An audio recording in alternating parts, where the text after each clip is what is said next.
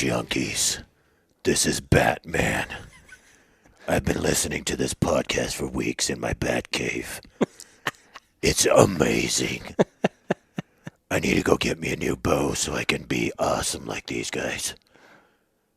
Okay. Does that make me Robin? I don't know. Are you Robin? I don't want to be Robin. I don't want to wear the tight yellow and green. What do you mean we both wear tights? Yeah, but yours are cooler looking. Mine are black. Yours are green. Big deal. You're more camouflage than me. All right, I don't. Whatever. If I've got to be. No. You don't have to be Robin. You can be whoever you want. Nice. Yes, that is our intro for you today, Elk Junkies. Thanks for joining us. We're excited to have you. Today, we went out and visited with Kyle Douglas. He's the owner of Douglas Archery out at the Weber County Archery Park here in Ogden, Utah. And if you didn't know, Kyle is the back-to-back Vegas Open Pro champion and indoor national champion. And we might want to add that that's never been done before, being back-to-back champion on both those tournaments. And the Vegas Open, that is actually the largest indoor archery tournament in the world. So basically, as it's being explained to us, it's the Super Bowl, right? The Super Bowl of archery tournaments. Yeah, so that's really awesome. It was really cool to be able to talk to Kyle. He was recently premiered out on the cover of Archery Magazine. The guy's on fire right now. Yeah.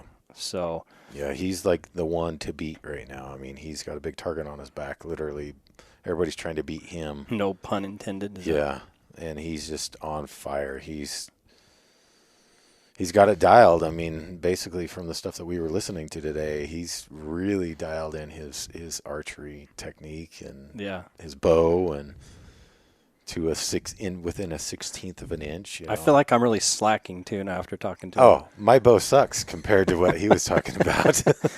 I feel like there's a lot of tune-up I need to do, a lot more practicing, but yeah. No, it was good to talk to him and to get his perspective on things, both hunting and from the competition realm. The guy's busy. He seems to be gone a lot for these competition shoots. He's running his own archery shop. He just recently won the ASA Matthews Archery Pro-Am. Yep. I think he's headed out. Probably when this actually gets released, maybe he'll have already been done. But he's going to be going out to Idaho for a tournament.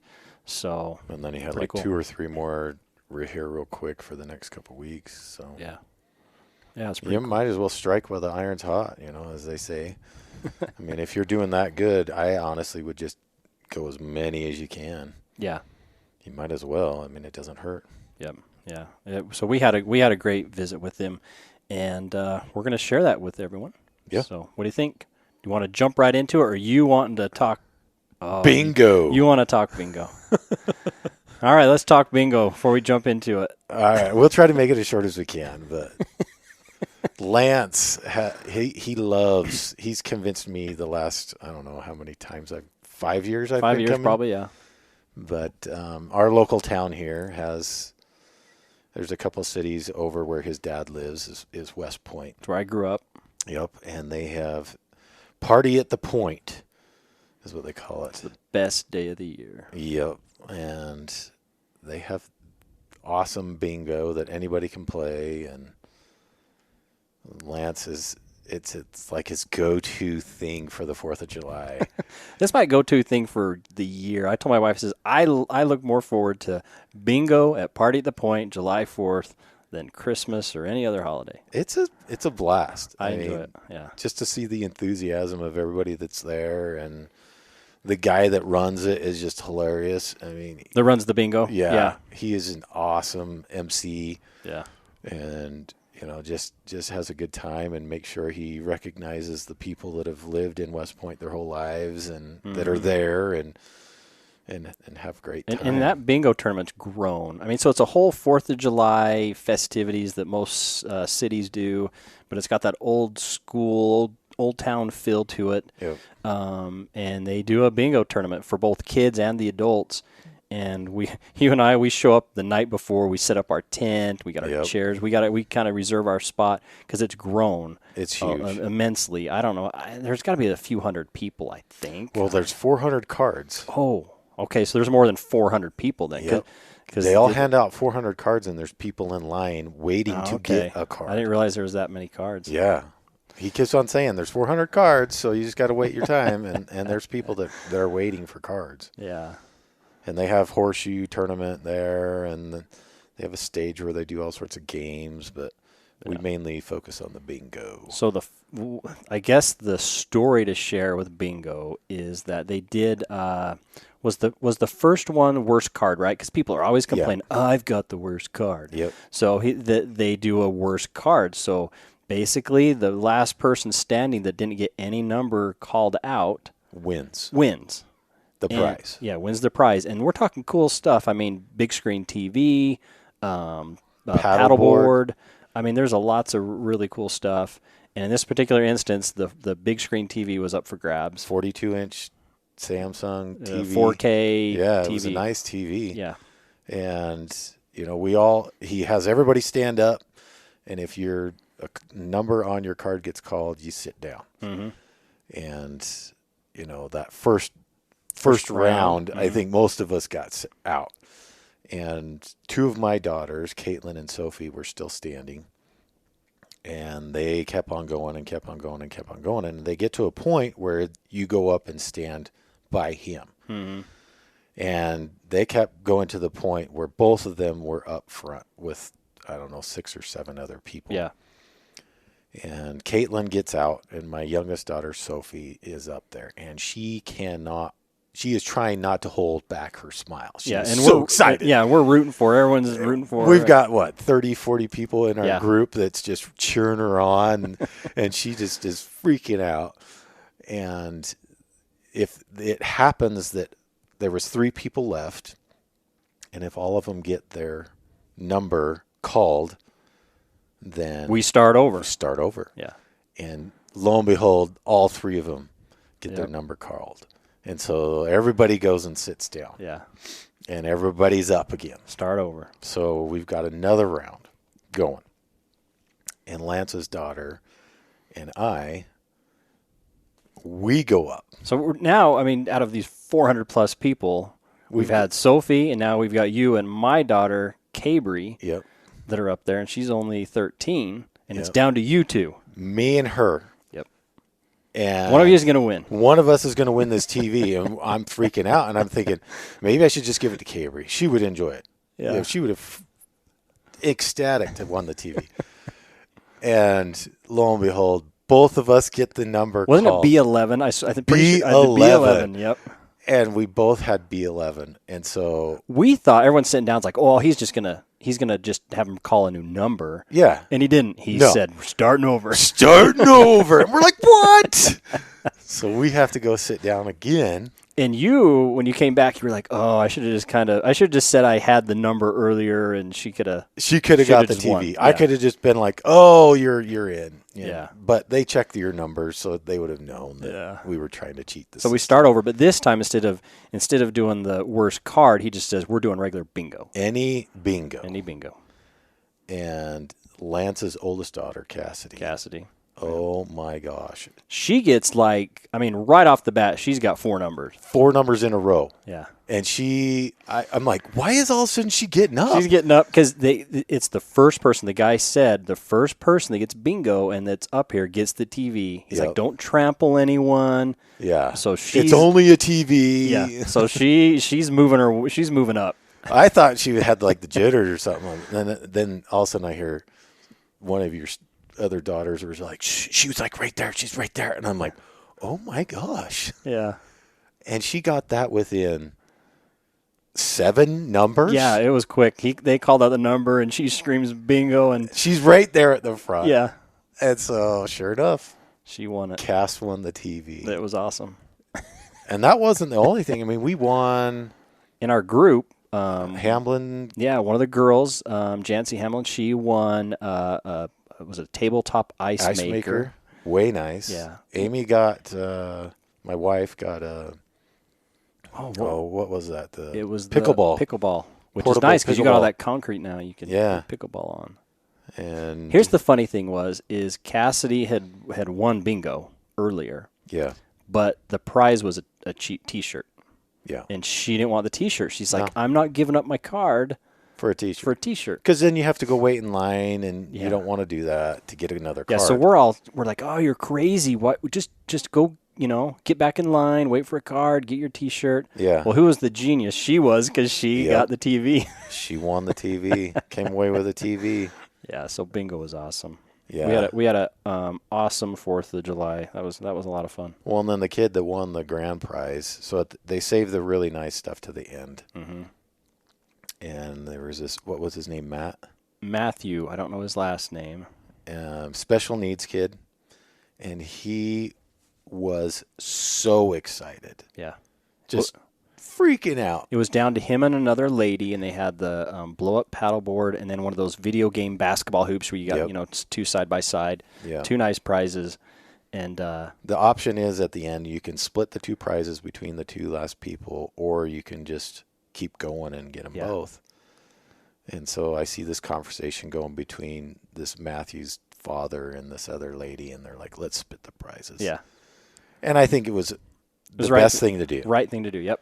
And this Matthew kid is screaming his head off. He He's was so so excited. excited. Everybody's just cheering for him. And yeah, it was awesome. I saw more tears when I went up to the front, turning in my card, of women just crying because he was so excited, cool. and they were so happy for him to win. And he was just telling everybody, Telling I everyone. won! Telling I won! everyone. Look Yeah. what I won! And People taking his picture with him, and that it was awesome Yeah. way to end the celebration. yeah, it was special. So That was cool. that's our story on bingo. There you go. There's Bingo. Bingo was his name. All right. Let's get right into it. Okay. Yeah, this is an awesome podcast with Kyle. So we will see you on the other side. Sweet. Kyle, we appreciate you being here with us.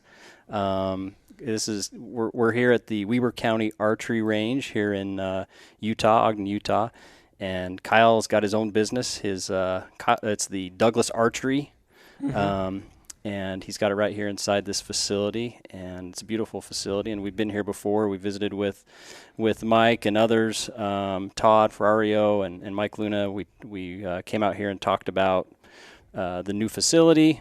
Yep. And we had a great time, and we thought, hey, this would be a lot of fun to come out and talk to Kyle. I don't know if a lot of people know, but Kyle is 2-time repeat champion of the Vegas shoot. 2P. In the Yeah. that's the what do they call that? Is that the Open Pro division? Is that what they call that? Yeah, I think they call it like Championship Open down in Vegas. They have different organizations call it a different thing, but basically it's just the pro class, yeah. And there's, thousands of archers come out for that competition. It's, people from all over the world. And then you also, did you too, Pete, also? And I think you're in the 2020 and 2021, is it the Nationals also that you? Yeah, so the last 2 years I've won Vegas, USA Archery Indoor Nationals, and NFA Indoor Nationals. And you're only how old? I'm 24. Yeah, that's pretty awesome. So, yeah, it's been pretty good to go back to back on all 3 of those. That's awesome.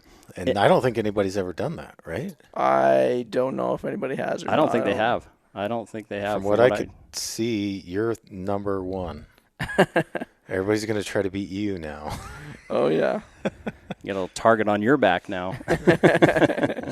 Yeah. So maybe just kind of start out. I'm curious. Tell us what got you into this. What got you into competition archery? Probably just a league. So I kind of grew up shooting. You know, my dad always hunted with a bow, as long as I can remember anyways. And he kind of got me shooting. And then we started doing a kids league up in Brigham City on Wednesday nights. And they'd have us up there like popping balloons and getting candy and all kinds of fun stuff. And kind of did that for a few years. And then the people running that one weekend, they were having a tournament. So they're like, hey, why don't you guys come to our tournament this week? And we're like, okay, cool. We've never done that, you know. So we just showed up and we had a lot of fun. So then I kind of started looking for more of them and just started going to more and more tournaments and kind of got Nice. more and more into it. Is that Bingham Bowman? Brigham Bowman, yeah. Brigham Bowman. Yeah, that's what it is. Nice. So did your dad shoot competition as well? Is that? No, he didn't shoot any sort of tournament stuff or whatever until we started. And Nice. he kind of does a little bit here and there. He's not super into the tournament side of stuff, but he likes to go and have fun. Nice. So you really kind of started out. I mean, you were the new person in the family that got started into the whole competition. Sort of, shooting. yeah. Me and my little brother kind of started at the same time, and then our good friend Court Baird, he kind of started with us, so the three of us kind of started traveling and shooting tournaments. So. Oh, that's cool. That's way cool. Yeah. So, the Douglas Archery, what about that? So when did you start that up? I believe I started that in March of 2019. 2019. Yeah, kind of started in my dad's garage, basically. He's got a cleary building up behind the house. We framed in a little section and started that up. And then here last August, they finished up this Weber County range. So we moved into here then, and it's been pretty awesome ever since. You've been busy. It's been a stellar year, a couple of years, right? I mean, like you said, 2019, 2020, 2021 with the new business and it doing really well, and with these competition shoots and winning those. Yeah, you've been busy, doing well. That's definitely awesome. Busy. Yeah, I definitely can't complain the last couple of years, that's for sure. Well, that's cool. Well, and it was funny. I remember we came on the opener, and your shop wasn't as big as it was. And then I came like a month later, and it was like, what? They already added on. Holy crap, man, this thing's getting big. Yeah, so initially in the plans, they just had one little room built. We're kind of looking at that, and it's like, hey, do you think we could maybe, push that wall back a little bit and get a little more space in here? And so the guy's like, yeah, let's do it. Well, let's go for it. And so we started with that, and kind of needed somewhere to tune and stuff, too. It was pretty cramped in there. So like, hey, can we push back into, it's like a utility room behind there. The door opens into there. So can we push back into there and like put our target and stuff back there and our paper tuner and whatnot? And they're like, yeah, go for it. So we kind of started out there. Then they seen how fast we filled up the room that we had with all the inventory and stuff, and like, hey, you guys need some more space. So they added on for us, and it's been awesome. Yeah. Nice. So we're still a little bit cramped as far as space goes, but we'll make it work with what we've got. Nice. So, my goal for this year is it's kind of two things that kind of go together. One is I want to, kill a bull this year. So I actually drew out for a limited entry archery hunt this year here in Utah. So it's actually on the 9 Mile Anthro unit. So I drew out for that. So the goal is to get an elk this year, sell the bow, and then I'm hoping to come back and buy one from you and have you set it up. Because for me, there's a lot of great bow manufacturers, right? And I've shot mostly Matthews, but like you said, there's PSC, there's Matthews, there's Hoyt, there's Bowtech, there's lots of other companies, and they're all great, and I think it depends on how they fit you. But to me, what's critical is the setup and who sets it up, and making sure that when you walk out of the shop, the archery shop, that you feel comfortable with your bow. Because I don't care if it's Matthews or anyone else, you walk out of that shop and you don't have confidence in your bow, it's not going to do you any good, right? And so that's my goal. Is I'm hoping I can shoot a bull this year. Sell the bow. The only time he can get a new bow is when he kills something. I don't I've got to kill something. So I'm planning on getting a bull, and then I can come in and buy a bow from you and have you set it up. Now, what bows do you carry at your shop? So we do PSC, Hoyt, and Bowtech is what we carry. Okay, so if somebody goes out and buys a Matthews, can they come in and pay you to have it all set up and tune? Yeah, we can work on whatever bow you have. I can't get parts for certain bows because I'm not dealers for them. Anything I'm a dealer for, I can order parts, cams, limbs, whatever. Okay. But if it has like a draw link specific cam or something like that, I won't be able to get that. So as long as you have the parts that you need, we can work on everything. And like accessories, sights, rests, all that kind of stuff, we have all that. It's just like that bow specific part. But tuning, I work on every sort of bow you can imagine. Nice. Good. Yeah, I'm not. Like I mentioned, I've shot Matthews for the last few times. That's what I bought. But I've tried all the other bows, and it just kind of comes down to what felt good to me. But I'm not stuck with any particular manufacturer, so maybe you can convert me to something else, and I'll just go in and buy one. No, I obviously have certain bows and certain things in bows that I look for that I really like. But basically, whatever bow you like the best is probably what you're going to shoot the best to a certain extent. Obviously you need certain specs within the bow to make it more forgiving and things like that. But you need to have a bow you're comfortable with, that's for sure. Yeah. Do you spend quite a bit of time with people? If someone comes in and says, okay, I want to buy a bow from you, what kind of goes on? Do you set it all up, paper tune? What kind of goes on if they buy a bow from you? When they leave, the bow is totally, tuned, set up, draw links fitted, poundage is fitted, peat pipe is set and tied in. We'll tune it up, set the timing, do like the first, second, third axis on the sight, shoot it through paper, make sure that it's got a good hole through paper, and kind of make sure everything's dialed. The only thing they've got to do is sight it in once they take it and start shooting it. And the nice thing about here too is like they can come out and shoot and then come back in and say, okay, something's not quite right, or can you adjust this? And it makes it super nice, especially for people that are new, because I can set them up a bow and they'll go out on the range and then they'll struggle sighting it in or have questions, wherever they can just walk over and like, hey, how do I move my sight, or what do I do with this? Yeah, that's smart. I'll show them real quick and then they'll go shoot, and then I kind of help them along the way rather than send them home and they'll spend 3 days trying to figure out how to sight in their bow rather than 10 minutes. Nice. Yeah. Nothing quite like having Kyle Douglas set up your bow. You just need a sticker or an engraving that you put on there, set up by Kyle Douglas. Nice. So, yeah, I'll have to do that. But, if anyone's interested, I would highly recommend it, because I would come here and get my bow set up, because that's what's nice to have, is be able to walk out and feel comfortable and confident in your setup. Yeah, and we do the best we possibly can. I mean, if it takes me 3 hours to set up a bow, that's how long it takes. If it takes me 30 minutes, however long it takes, we make sure that it goes out the door right. There's not ever going to be a bow that doesn't go out the door that's tuned to the best of our abilities. So. Yeah. I came in and was shooting, it's been maybe a month and a half ago, and your dad was here. He was working at the shop, and I had told him, some of the problems I was having, and he just, he threw out maybe like 5 different things that I should look for and try and do different. And so I implemented all those things and just went out here and shot at the range, and just instantly I was shooting a lot better. That's awesome. And so I came back in and told him thanks, and it's helped me quite a bit. So. Yeah, and you did the same thing for me one day. I was here, and I was like, I can't get this. And you're like, let me see your anchor point. And I'm like, draw back, and you're like, no, you got to do this. Yeah. What anchor point? Exactly. And so then I was like, okay. He's like, and you're like, go try it and let me know. And I was like, all right. Yeah, I love helping people and just kind of like seeing it click in their mind when you just say something like, that's what I need to do. And they've been struggling with something for a long time, and all of a sudden it just clicks and they're instantly shooting better. Yeah. Yeah, it was night and day. I mean, I went from groups that were all over the place to hitting. I was like, oh, okay, yeah. Maybe I should have asked like 2 years ago. Yeah, we get that a lot.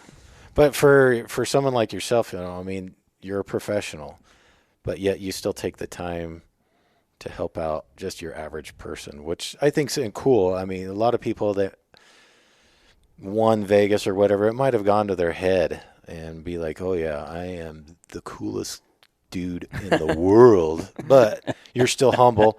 You're still willing to help out the little guy, which I think's impressive and shows what kind of character you have as an individual. So yeah, no, I really like helping people, especially people that want to learn and want to get better. I really enjoy, kind of teaching them and showing them things that'll help them out. That's smart. That's cool. I think that's nice. Way nice. By the way, I did see you were on the cover of Archery magazine.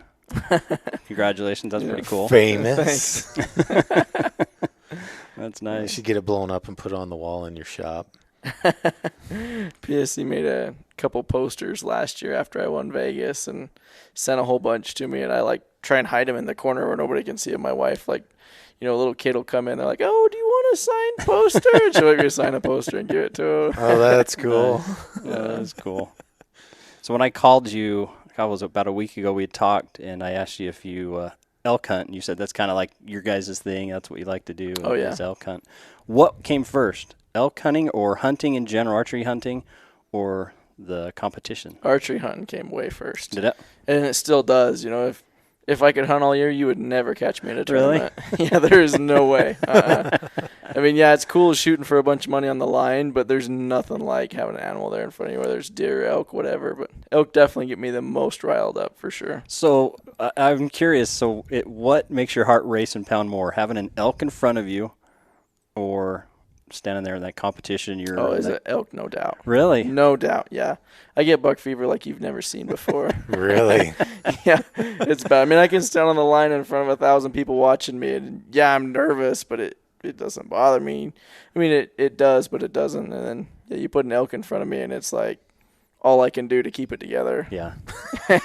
Well, it's funny. I think I've mentioned it before, but I sometimes wonder why I archery elk hunt, because when you're in the heat of the moment, that bull's close, coming in, whatever it may be, my heart is pounding so hard that I'm just thinking I'm going to have a heart attack. I'm just like, why am I doing this? I'm going to die right here on the mountain. I'm just freaking out. But it's just the adrenaline is so much fun. Oh, I do the same thing. I mean, after I shoot one, I can't hardly stand up because my knees are shaking so bad. And it's crazy. Even if somebody else shoots one, like if I'm spotting them or I'm calling or whatever, they shoot one, and I go running up there, and my teeth are chattering, and I'm like shaking all over the place, and I didn't even shoot one. It's crazy.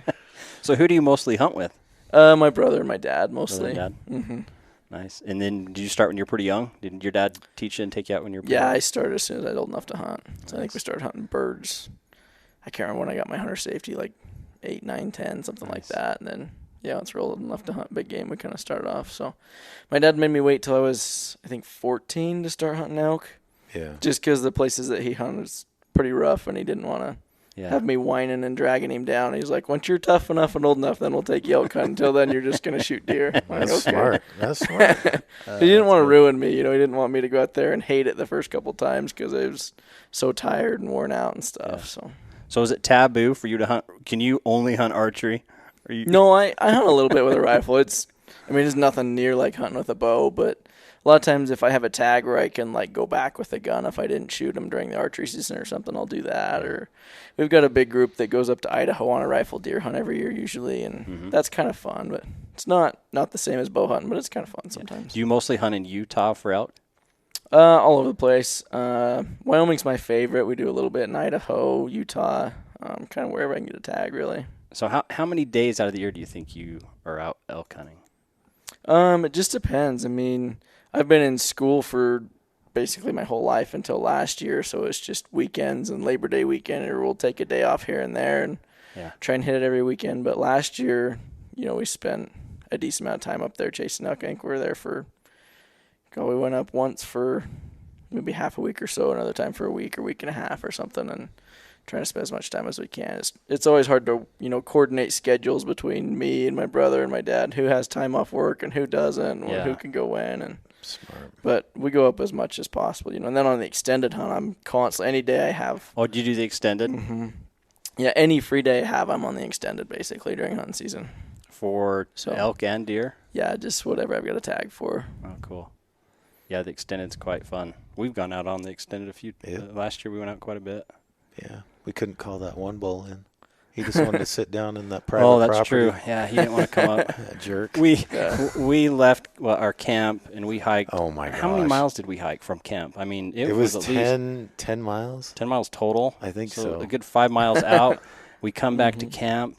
And we're exhausted. We're exhausted. We're tired. I think we'd eaten something. We're like, well, okay, let's do an evening hunt. And he stays right by camp overlooking this little valley. And here's the elk. The elk are right now in this valley, just right below us, 100 yards from camp or something. I'm like, you got to be kidding me. But they were right off onto private. Right onto private, and we could not draw that bull up. Of course, I mean he was down with some cows, and he wasn't very big. No, but raghorn, but still, it was too funny. Any bull on the extended's a trophy. Yeah. Yeah, I don't pass up much. I passed up a spike once on the extended, and I think that's the only one I've ever let go on there. Nice. Really? Yeah, there's some great hunting areas here on the Wasatch on the extended. Mm-hmm. It's pretty rough country, but it's pretty fun. Yeah. I like getting and outworking most guys to try and get back there in places that don't get hunted quite as much. I mean, nowadays there's so many guys that get after it. No matter where you go, you're going to run into somebody. Yeah. And you mentioned that you use horses a lot. Do you use that on the extended as well? Or no? Not as much. A lot of the stuff up there is like a watershed, so they don't allow you to use horses or dogs or anything like that. Oh. There's a couple spots you can, but for the most part, I'm just doing like day hunts up there. So I'll just, get up super early and hike a long ways. And if I shot one in somewhere that I could get a horse to, that's legal, I'd definitely go back home and grab a horse and go get it for sure. Smart. Nice. Less packing on the back. Uh-huh. Have you drawn out before in Utah? I haven't, no. Is your dad or brother drawn out on a hunt here that you know of? A long time ago. Okay. Me and my brother are just building up points. I think my dad's, he drew out on an elk tag, I don't know, maybe when I was a little kid or before I was born. He shot a really nice bull, and then he's been just putting in for deer ever since. He kind of got stuck doing that, so he's waiting to draw his deer tag before he can put back in elk again. So how many points do you have for elk? Me, I want to say 11, probably. That's good.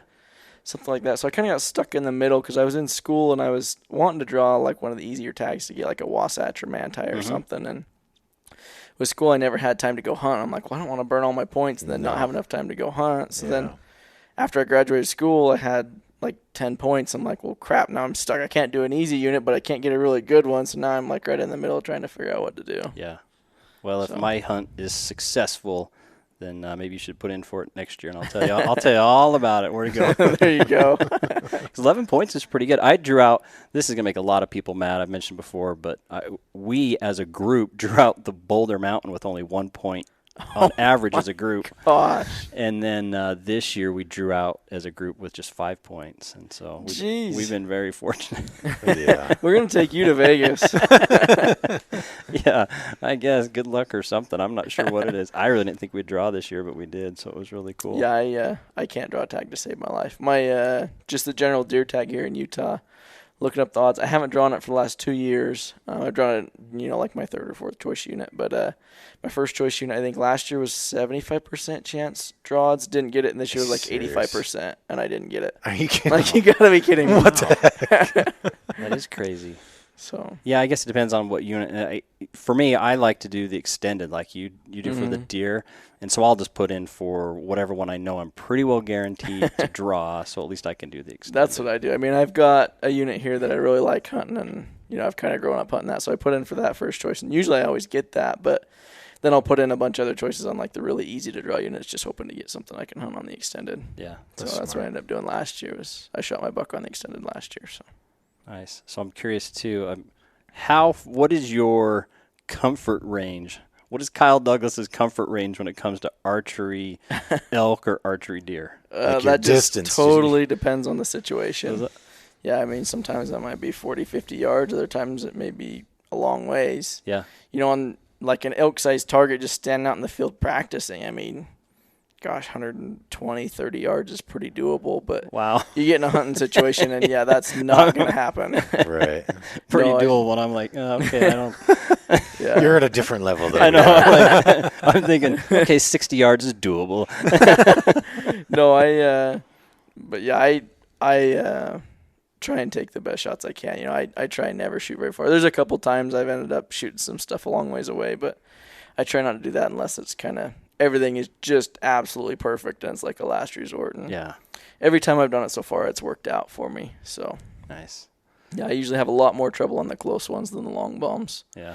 Yeah, I don't get quite as worked up on the long ones. So I kind of have time to think everything through, and usually I make a way better shot than I do on a closer one. Yeah, those long ones, I mean, the animal's definitely got to be like just holding still, whatever it's doing. I don't know if it's feeding or something, but so much could happen from the point you release for them just to barely move, and make a bad shot. So, On average, how much time, I'm curious how much time you're practicing a week for your shoots. That just totally depends. I mean, I try and shoot every day. I don't get to shoot every single day a lot of times, but leading up to a tournament, I may shoot for, if I've got time for it, I may shoot for 5-6 hours a day, or I may shoot for an hour a day, just depending on how I'm shooting and if I'm trying to just kind of maintain where I'm at, or if I'm trying to, fix some things, work on things, or if the shop's so busy they don't have time to shoot. There's, I'm all over the place, just depending on how things are going. And then your main tournaments, I know right now you're doing 3D stuff because that's typically the summertime is the 3D tournaments, or is that? Yeah, usually. So like the ASA stuff will run in the summertime. Usually they go like February-ish to about August. And then there's a few other ones. We've got like NFA, Field Nationals, and Outdoor Nationals, and like Dakota Classic and stuff coming up. And then we've got like the OPA, ASA stuff. There's all kinds of stuff throughout the summer. And then usually in the wintertime it's mostly all indoor stuff. Indoor 3 target type stuff. Mm-hmm. Yeah, 3-spot, 5-spot, stuff like that. what's the ranges on those? Do they typically? Because the opens that you do, like the Vegas, that's 20 yards. Is that right? Yep. And so for these 3D shoots, what do they do? So it just depends on your class. So like at ASA, I shoot known pro, so it's 50 yards max distance. And you're shooting like it's a Mackenzie target with the upper and lower 12. So you've got your, your 10 ring. I can't remember the dimensions on them. I want to say it's like 5 inches or so. And then in one corner you've got a 12 ring, and then in the opposite corner you've got another 12 ring. So every target you walk up to, it's automatically assumed you're shooting lower 12 unless you call the upper, and then you can shoot the upper, and the lower 12 just becomes a 10 basically. Huh. So and the the 12 ring isn't very big. I mean, It's pretty maybe small. Yeah, it's like a inch, a little over an inch, size probably. of a quarter. Yeah. So and we're trying to hit that at 50 yards. Wow. On an unmarked target. So it can be a little tough. But it's a 3D target. Mm-hmm. Like what animal they is? Anything. Yeah, whatever, everything. huh? So ASA has 20 targets that make up like their range. So you'll shoot each target one time, and they've got everything from like mule deer to whitetail to javelina to wolf to like a taper target, which is like an anteater looking target, and they've got African animals, and they kind of rotate it up. So every year they'll add a target or take away a target or something like that. And that's all indoor. That's ASA's all outdoor. Oh, that's all outdoor. Yep.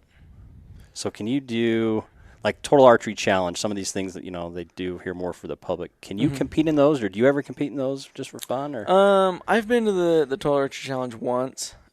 Most of the time, I've got another tournament somewhere else scheduled at the top. So I usually kind of prioritize the actual tournaments because I can go there and shoot for 10 or 15 grand, or I can go shoot with my buddies for fun. Yeah, yeah. Why would you do that? It's kind of a no-brainer there. But if I'm home when I'm in town, I would try and run up, and just kind of shoot around and have fun. But maybe you could win a truck. Don't they sometimes do like a truck do. if you? Something like that, yeah. It's usually like 110 yards. You got to hit them. But then everybody else is shooting that this year. I've seen already videos where they've had like 30 people already in the drawing for the truck, and I'm like, so you're not guaranteed. You're just guaranteed a ticket. Mm-hmm. Yeah, I wish they would add like a tournament side to the Total Archery Challenge stuff, because they could make a really awesome course doing some of the more extreme angled shots and stuff like that, because we've only got one tournament a year that we really see that. It's called the OPA, and that one's got some angled and stuff like that. But the rest of them, most of the 3Ds are back east, so they're just on flat ground. I mean, like Redding, we'll shoot Redding, and it's out in California, has some angles and stuff, but nothing major like you'd see up at TAC or something like that. Yeah. So I think that would be really cool, but I doubt they'll ever do it, because a lot of the guys that go there, they want to go shoot and have fun with their buddies, and they're not necessarily worried about score. It's just kind of like more of a fun shoot. Just like me, I'm just worried about losing arrows. Lance's motto is "Foam is home." Oh no. Well, so I've got this year. So we're gonna go shoot the TAC up in Park City at the end of July, and I've got 7 good arrows that I want to use for the hunt. And so I'm like, I don't know if I want to really shoot these at the TAC because I want to lose them. So I've got a dozen of these Walmart cheap, arrows. Junk. I'm like, maybe I'll just take those to the TAC and then I can just lose them and I won't care. No, you guys are looking at all wrong. You got to take your best arrows so you can make the best shot to not miss any of the targets. That's true. I know. Is it tough to get arrows right now? It can be pretty tough. Yeah, a lot of the companies are super back ordered on stuff right now. We've got a bunch of stuff in stock, but there's a lot of stuff we're waiting on that we've been waiting on for a long time and haven't been able to get. Well, afterwards, I'll probably have to talk to you and see if there's arrows for me, because I probably should get some more. You can get anything in there better than Walmart, honestly. That's true. Yeah, it always amazes me how many arrows are broken behind the targets at that. We shot that 1 year, and it's like buckets and buckets of full of these broken arrows. And I was blown away. Yeah, just to me, it's like, I would not spend the money to go to a shoot like that if I was just going to break all my arrows. I'd stay home and practice more and then go the next year when I wouldn't break so many. Yeah. I walked into another archery shop, and a guy was getting arrows, and he just picked them up, and he bought 3 dozen of those vape TKOs. He spent $850 on arrows, and I'm like, are you kidding? And he's like, oh, this should be enough for a TAC. I'm like, enough? How about you go spend some time and practice so you're not blowing these arrows up? Yeah, we see a lot of that guys come in and load up on a whole bunch of arrows to make it through the TAC. And, there's guys that go there and shoot and might not lose a single arrow, and there's guys that go there and lose 2 or 3 dozen. So wow. Good for business, I guess. I don't know, man. That's, to me, to lose something that costs that much money. Yeah, they're pricey. It would be hard. That's why I come and practice here all the time. Try to get better, but I don't know. I guess I should look at it differently, huh? I'm just happy if I can find my arrow afterwards. That is true. I've lost a few. That's all right. We all lose some. It's still fun. Yeah, I always start out with a dozen arrows to get ready for hunting season, and I swear by the time we actually go hunting, I'm down to like 9 or whatever. Yeah. Yeah. Forget to set my sight or do something dumb and break them or lose them or whatever. Every time. Yeah, that's life. Slam them in the truck door and break them. Who knows? Usually what catches me a lot of times is I'm not thinking about it and I pick the wrong pin. Yeah. Oh, yeah. You know, you're just, I don't know what it is. You're just, oh, that's my 20. And then you're just like, wait a minute, that was 30. You know? That happens a lot. Yeah, so that happens to me all the time. I did that on an elk one year, and that was not a very happy day. Yeah. Yeah, I called the bull in, little 5-point, but he comes up 30 yards broadside, stopped, had no idea I was there. I was already drawn back, and I just remember settling a red pin on him. And turns out my 50-yard pin is the same color as my 30-yard pin, and it was the wrong red pin. Right over his back. Oh, that stinks. Yeah, you don't. That's the problem. Is you have to really capitalize on those opportunities when you're elk hunting, right? I mean, it just seems like you only get a few opportunities, and if you don't capitalize, it's over and you're done. Oh yeah. And that's what frustrates us so much as hunters when you don't capitalize and it doesn't work out. You realize that was probably my chance, you know. I may not get another one. Yeah. So it's especially if you're a weekend hunter, you know, you don't have a lot of time to. Yeah, it's very frustrating when something like that happens, and that's why I way back when I used to kind of just set up my hunting bow, take a day or two and set it up, because I shoot tournaments all the time, and I'm like, oh, it's good enough for hunting bow. You know, I can hit a paper plate at 60 every shot, no problem. That's easy to do. But now I've switched over and I fine-tune my hunting bow to the max. That thing is absolutely dialed, just like it would be to take it to a tournament, because I know if I'm going to get one shot, it's going to be the very best shot I could possibly make. So that's smart. I put big stabilizers on there with weight on them, and I pack a heavy bow that's got bigger stabilizers, just because I want the very best shooting bow that I could possibly have, regardless of what it takes to pack it around. So do you do front and back stabilizers on it too? Yeah. So my hunting bow lately has had a 12-inch front and a 10-inch back. So that's been working pretty awesome for me. It's pretty cumbersome to carry around the mountain, especially in some of the places I end up, but it's worth it to me. Well, talking about that, when we were here, was it last year, Dave? We were just shooting indoor range here, and I didn't have a stabilizer on. In my mind, I'm thinking just stabilizer, something that would just hold it stable as I'm, holding it out. But I kept saying, well, I'm stable. I don't really need something on the front. But every time I was shooting, I was going high, wasn't I? Mm-hmm. And the guy behind me says, well, I know why you're shooting high. He says, you don't have any weight on the front. And I was thinking, well, so I guess that kind of helps when you shoot, helps it from kicking up, I guess, a little bit by having some weight. Is that? Maybe a little bit. Yeah, a lot of times that has more to do with like your grip pressure and stuff like that if your bow's kicking one way or the other. But stabilization to me just helps my hold. So it's going to slow your pin movement down on the target and make your bow more forgiving. Okay. But as soon as I did, I went and you grabbed mine. Yeah, you let me take yours off, and I put it on mine, and immediately I was hitting again. I was like, oh. So I ended up putting a stabilizer on after that. Yeah, you needed one. Your bow looked funny without it.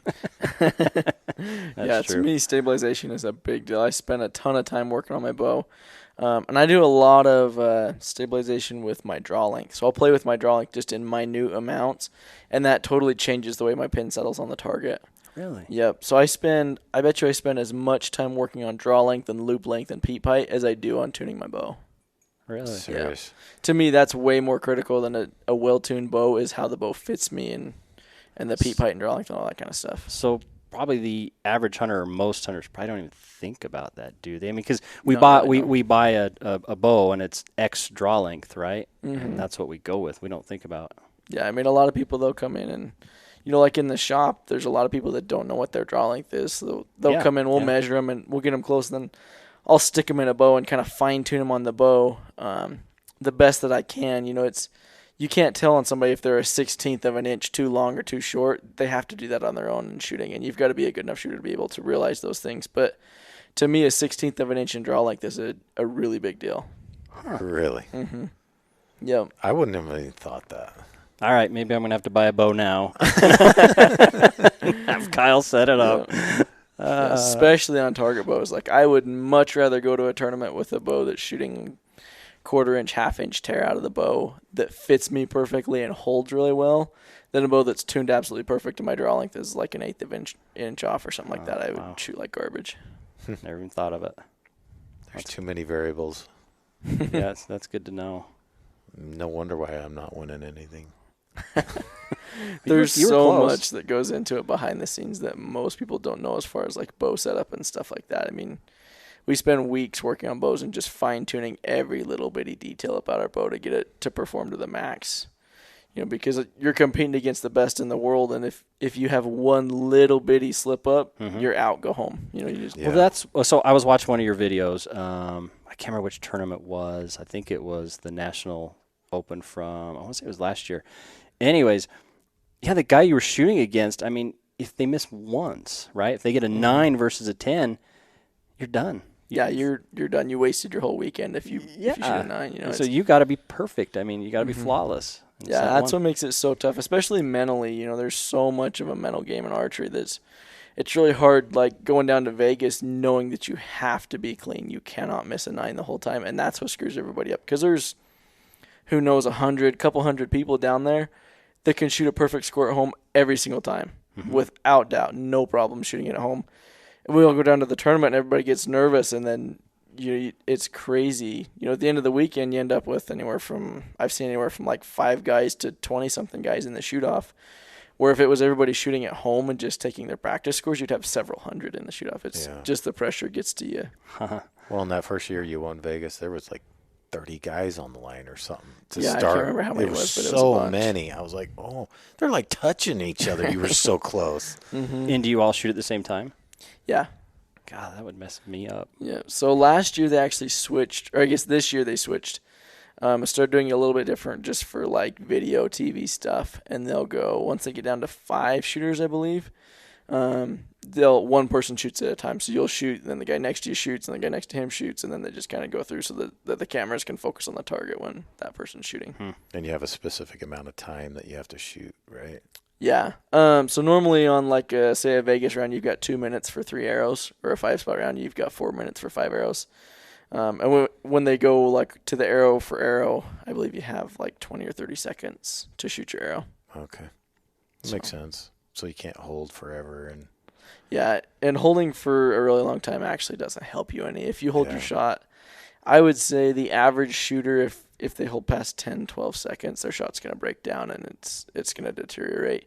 There's a few specific shooters that have a really, really long hold that shoot well that way, but your average person is probably better. From the time you draw back in anchor and start aiming, your shot should go off in, I would say, like 6-7 seconds for most people, probably. Is that including hunting and target shooting, or? It just depends. Hunting, you kind of got to make happen what you got to make happen. Right. But if you were to make a perfect shot, yeah, that's what I would say. I mean, I would, if I make a perfect shot on an animal that's not rushed and I've got time, I'll settle my pin and just slowly start squeezing the trigger and just, pull, fire. So in the tournaments, you're using like a thumb release, right? Yep. What do you use for hunting?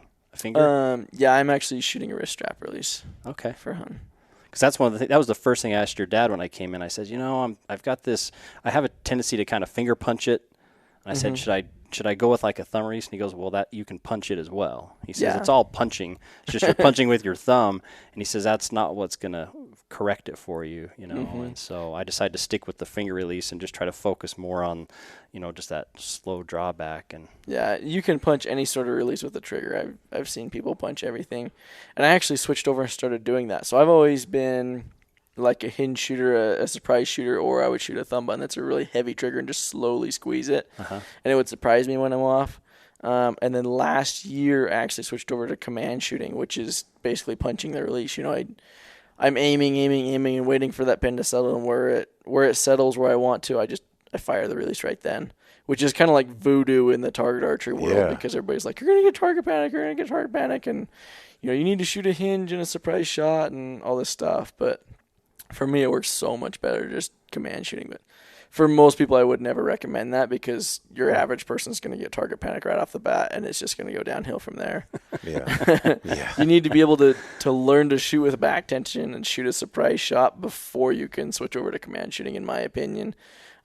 Just that you kind of understand what a shot should feel like and a good shot, when it should break and how it should break. And then once I switched over to command shooting, I'm basically doing the exact same thing I was before, but instead of having the pin settle in the middle and waiting for it to go off, I have it settle in the middle and tell it to go off when it's still in the middle, as long as I make a good shot. Yeah. Every now and then one gets away from you. But. Yeah. That's life, unfortunately. And you do that for both competition and hunting. Yeah. Well, a lot of times for hunting, I'll actually shoot more of a surprise shot, just so I don't get super flinchy when I get, really riled up on an animal and stuff. And of course, I can trigger the release whenever I want to if I have to make something happen, but I would prefer to squeeze it off on an animal. Wow. Yeah, that's cool. That's good to hear. I like to hear that. I like to hear Kyle Douglas has some similar things that we do as well when it comes to like hunting and nerves and. Yeah, that is good. It means he's human, right? Yeah. Everybody does. If they tell you they don't get nervous, they're lying to you. They're full of crap. So you were telling us earlier about this bull that come into camp that you shot. Tell us about that story.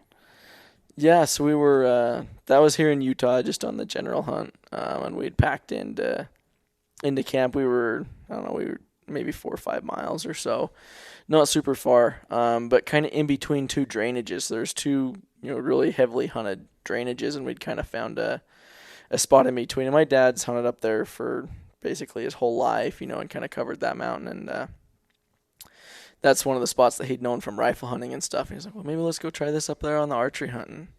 So we started hunting that and started doing pretty good. But that year, they were starting to rut pretty decent, and we were, sitting there in the tent before it got light, and next thing you know, a bugle wakes us up. We're like, whoa, holy cow, that was close. It was maybe 100 yards out of camp or so, and so we're kind of sitting there, waiting to get up. It's still dark outside. Next thing you know, like 50 yards out of camp, he rips one again, and we're like, oh, holy moly. That's like 20 yards out of camp.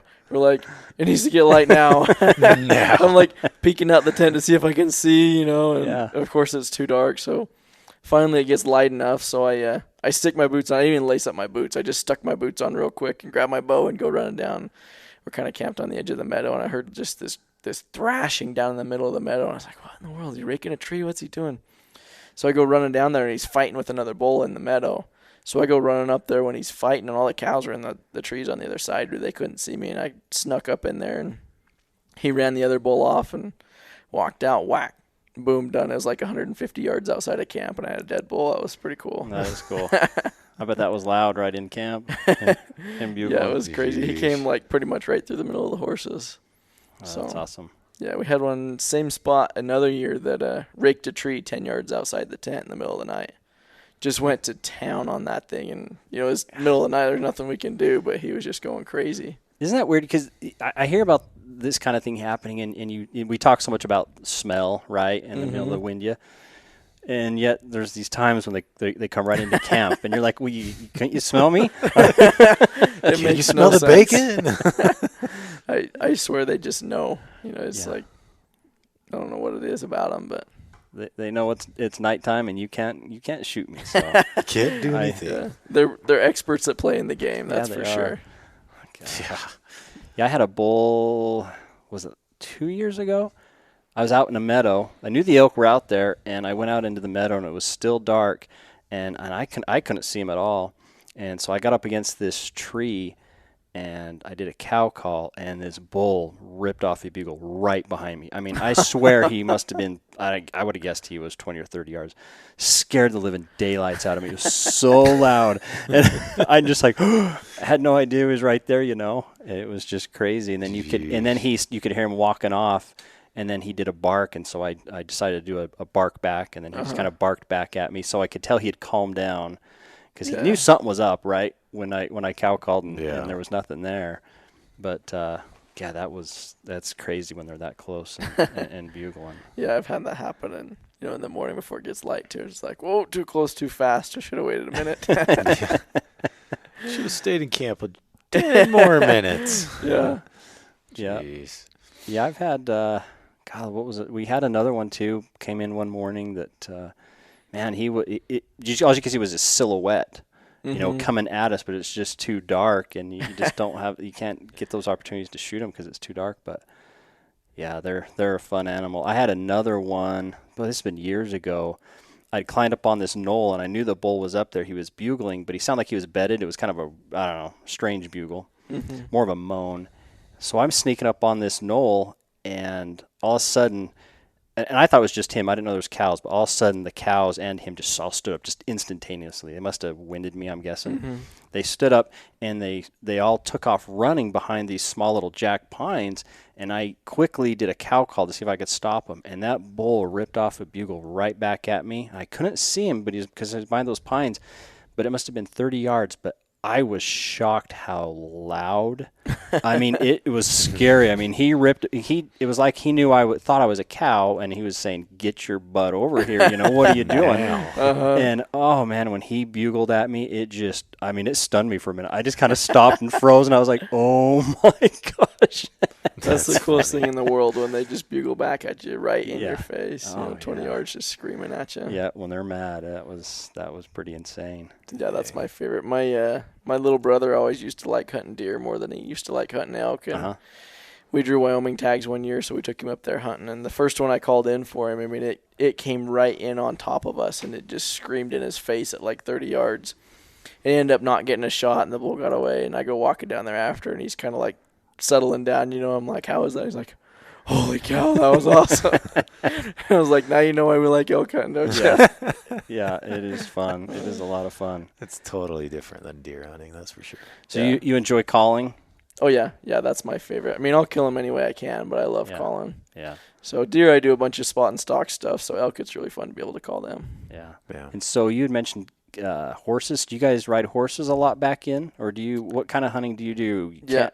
I do everything. I mean, any way I can kill one, I will do it. There's a lot of places that you can't get a horse into that'll go. Yeah. But generally, if I'm elk hunting, I've got a horse with me, usually, just to get them out or to get back into somewhere and then start hunting from there. Yeah.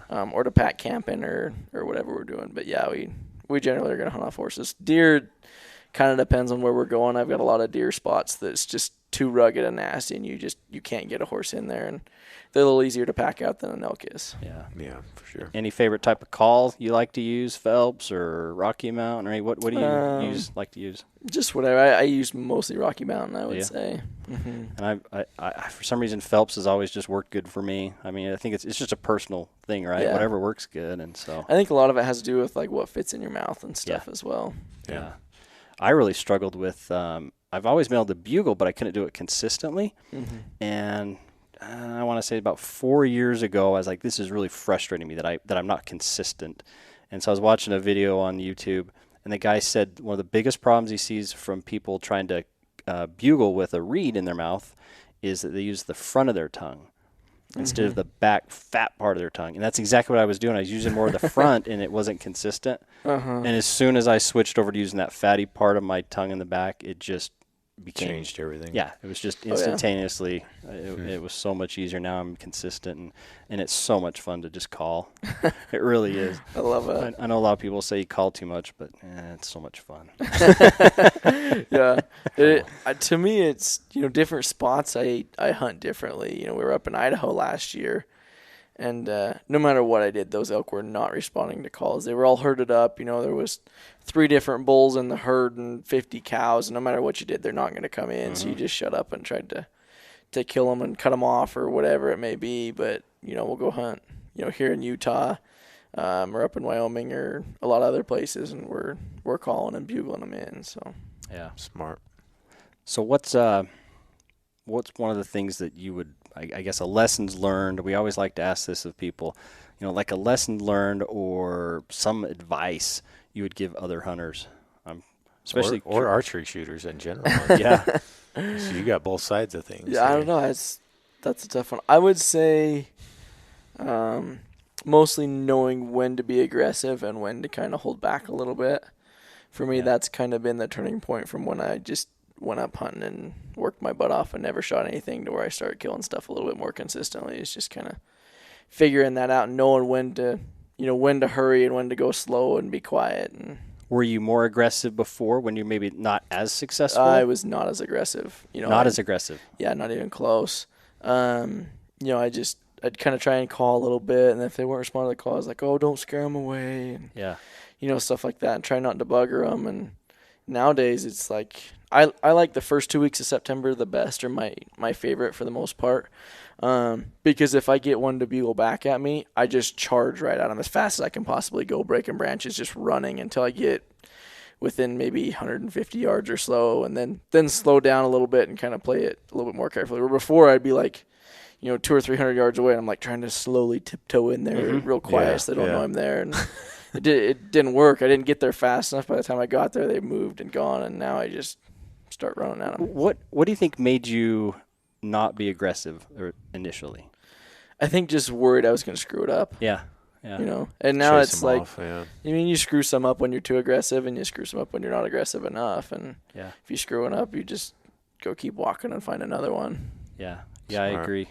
I think, and I was the same way. I was not very aggressive initially, and I think some of mine came from just watching too many hunting videos of the perfect scenario. Oh, someone calls, hit comes right in, I shoot it. And so much Never happens. It wasn't happening that way. But same with you. Once I started to be more aggressive, that's when I started to be far more successful. Whether I wasn't killing something, but I was having so many more encounters, getting so much closer to the elk. It made a big difference. So it's interesting you say that. And there's times I get too aggressive too. I push the boundaries too much and end up blowing them out. But it is what it is. It is. You always look back and you think, well, you could have done something different, but you never know. You could have done something different and still messed it up, right? Yeah. So any way you can mess it up, you're probably going to mess it up. Yeah, That's true. They're animals, and so you never know what's going to happen. Yeah, we're playing their game in their house. It's not. We definitely don't have the odds in our favor. No. Yeah. No. Especially with a bow. Yeah. Yeah, it's totally different. Yeah. Well, cool. We don't want to take too much of your time. I know you got a bunch of other work that you have to do, so we don't want to. You go away on these tournaments, then you got to come back and set up a bunch of bows and do other things like that. But, we just love talking elk hunting, and we do appreciate your time, and glad you like elk hunting. Not a problem. Yeah, I'm sure we'll be in here often, bumping into you. I'm bugging you. Now that thing you told me about my draw length. What about? Let's change it. Oh, that's cool. Yeah, hopefully we didn't open up a whole can of worms to everybody that listens. No. Well, my draw length moved with 32nd of an inch. Kyle Douglas said I had to. I want to shoot like him, so hey, you never know. Yeah. No, Cool. I definitely I learned some things today, so this is good. Yeah, that's been a lot of fun. Yep. Thanks for chatting with us today. Yeah, not a problem. Okay. Appreciate it. Glad to be here. Yep. All right. Well, thanks everyone. Have a good one. Well, we'll see you.